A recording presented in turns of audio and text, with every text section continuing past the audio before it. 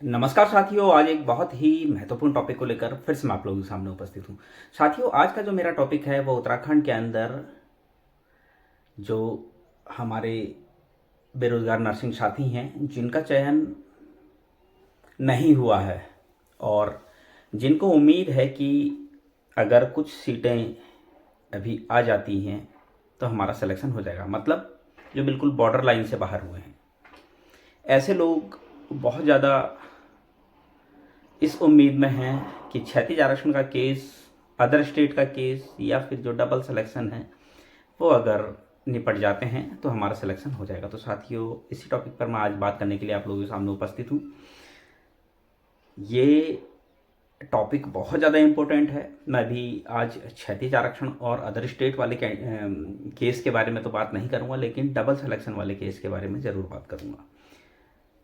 बहुत सारे लोग इस उम्मीद में थे कि डबल सिलेक्शन वालों को अगर हटा दिया जाए, जिनका सिलेक्शन स्वास्थ्य विभाग के 1564 पदों पर हुआ है, उनको अगर मेडिकल कॉलेज से हटा दिया जाए, क्योंकि मेडिकल कॉलेज में भी उन्होंने क्या किया, फॉर्म भरा है, यहाँ उन्होंने आवेदन किया, यहाँ उनका सिलेक्शन हुआ, उनका डॉक्यूमेंट वेरिफिकेशन हुआ, उनका सिलेक्शन हो गया, तो क्या वो हटेंगे या नहीं, ये बहुत बड़ा सवाल था। साथियों, हमको थोड़ा सा चीज़ों को समझना होगा। भर्ती इसीलिए एक साथ करवाने की बात कही जा रही थी। शुरुआत में जब स्वास्थ्य विभाग के 1564 पदों पर भर्ती प्रक्रिया शुरू हुई थी, जब मैंने इसका विरोध किया था, मैंने कहा था कि मेडिकल कॉलेज के पदों को भी इसके साथ भरा जाना चाहिए, तो इसका विरोध हुआ था पूरे प्रदेश में। कहा गया था कि बबलू जो है गलत काम कर रहा है। आज नतीजा लोग भुगत रहे हैं और वो लोग जो मेरा विरोध कर रहे थे, आज वो ना घर के रह गए हैं ना घाट के रह गए हैं। बुरा मत मानना, ये सच्चाई है। ऐसे लोगों के ऊपर आपने विश्वास किया जो आपके साथ धोखाधड़ी कर रहे थे, जो आपको बर्बाद करने के लिए प्लानिंग कर रहे थे। उस टाइम पर जब मैंने कहा कि मेडिकल कॉलेज के पदों को भी स्वास्थ्य विभाग के पदों के साथ ही भरा जाना चाहिए, अलग अलग इन भर्तियों को नहीं कराया जाना चाहिए, तो किसी ने भी मेरी बात को नहीं सुना और रिजल्ट क्या रहा आज सबके सामने है। बार बार मैं इस बात को इसलिए कहता हूँ ताकि आप जो भी आगे स्टेप लें, जो भी आगे कोई काम करें, तो सोच समझ कर करें। ऐसे लोगों के बहकावे में ना आए जो आपकी ज़िंदगी के साथ भद्दा मजाक कर रहे हैं, जो आपके भविष्य के साथ खिलवाड़ कर रहे हैं। इसीलिए मैं बार बार उन बातों को याद दिलाता हूँ कि आपके साथ धोखा कौन कर रहा है, आपको ये चीज़ें देखनी होगी। आज स्थिति ये है, जिन लोगों ने हमें कहा था कि स्वास्थ्य विभाग के, अच्छा उसके बाद फिर क्या बोलते हैं, 12 दिसंबर 2023 को फिर क्या है, मेडिकल कॉलेज के 1455 पदों पर जो है आवेदन शुरू थे। तब तक स्वास्थ्य विभाग के 1564 पदों पर जिन लोगों का सिलेक्शन हुआ था उनको ज्वाइनिंग नहीं मिली थी। तो उस टाइम पर यह कहकर पोर्टल बंद करवा दिया गया कि जिनका स्वास्थ्य विभाग में चयन हुआ है वो यहाँ आवेदन ना कर दे, इसलिए जो है पोर्टल बंद करवा रहे हैं। अच्छा, ये तो कह दिया गया, तो क्या उनको रोका गया? उनको नहीं रोका गया, किसी के द्वारा भी नहीं रोका गया।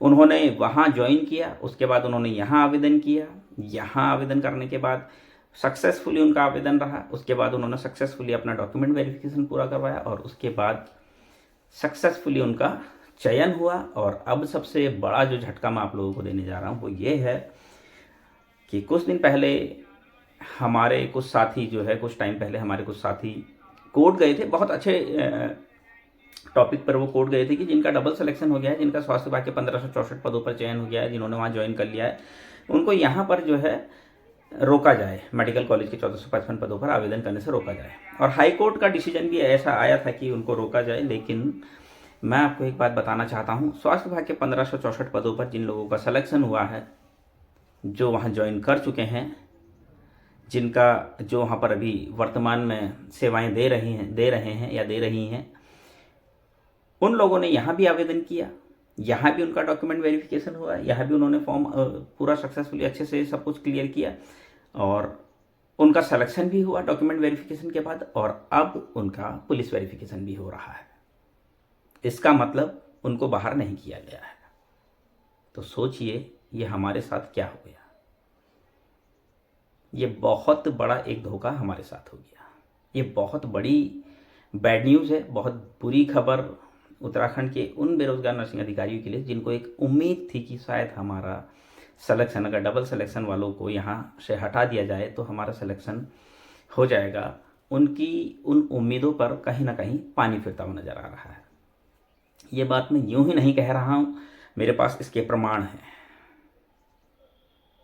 आप भी देखिए, आप भी पता कीजिए, जिन लोगों का स्वास्थ्य विभाग में चयन हुआ है और उन्होंने यहाँ आवेदन किया था कि क्या उनका यहाँ पुलिस वेरिफिकेशन हो रहा है, उनको रोका गया है, नहीं रोका गया है, चिकित्सा चयन बोर्ड से ये चीज़ें क्लियर हो जाएंगी।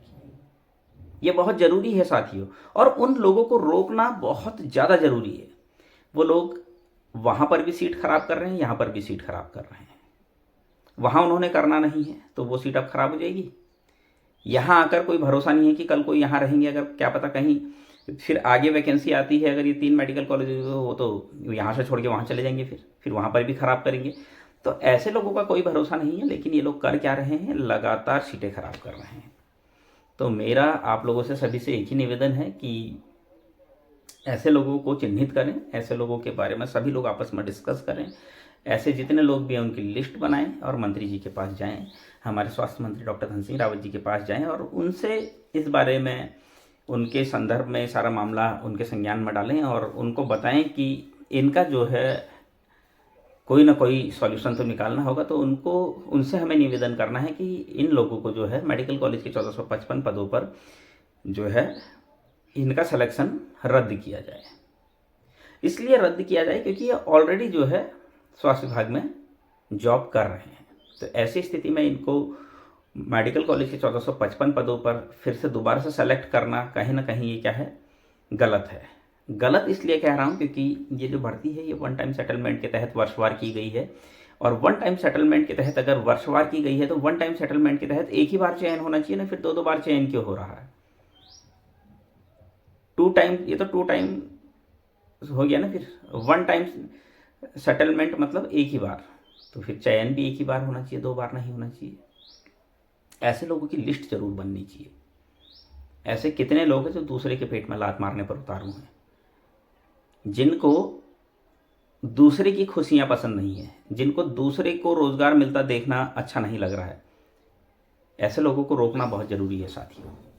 मैं आप लोगों से यही उम्मीद कर रहा हूं, और उन लोगों को आगे आना चाहिए जिन लोगों का सिलेक्शन नहीं हुआ है। अगर वो ये उम्मीद कर रहे हैं कि जिन लोगों का सिलेक्शन हो गया है वो आगे आएंगे अब हमारे लिए, तो आप भूल जाओ। फिर आप लोगों को खुद से आगे आना चाहिए, क्योंकि आपका रोजगार कोई छीन रहा है। और अगर आप मूक बधिर बन के देखते रहोगे ना तो फिर ऐसे ही छीनता रहेगा आपका रोजगार। फिर आप भूल जाओ कि जो 3 मेडिकल कॉलेज है वहां पर भी अगर वैकेंसी आएगी तो आपका सिलेक्शन कभी नहीं होगा। आपका सिलेक्शन अगर आप ऐसे ही सोए रहे तो वहां पर भी वही लोग अप्लाई कर देंगे फिर जिनका सिलेक्शन ऑलरेडी हो रखा है। फिर आपका तो कहीं से कहीं तक वजूद ही नहीं रहेगा। आप ये समझ लो, मेरी बातों को अदरवाइज मत ले जाना, मैं आपके भले की बात कर रहा हूं। अपने घरों से निकलना पड़ेगा आपको, और ऐसे लोगों के खिलाफ मुहिम चलानी पड़ेगी। यह बहुत जरूरी मुद्दा है साथियों। उम्मीद कर रहा हूं आप लोगों से कि आप लोग चीज़ों को समझेंगे। उम्मीद कर रहा हूं कि आप लोग अपने घरों से बाहर निकलेंगे। उम्मीद कर रहा हूं कि आप इन लोगों का, जिनका डबल सिलेक्शन हुआ है, इनको मेडिकल कॉलेज में आने से रोकेंगे। साथियों, आगे भी मैं इसी तरह की इन्फॉर्मेशन आप लोगों के लिए लेकर आता हूँ। तब तक के लिए धन्यवाद।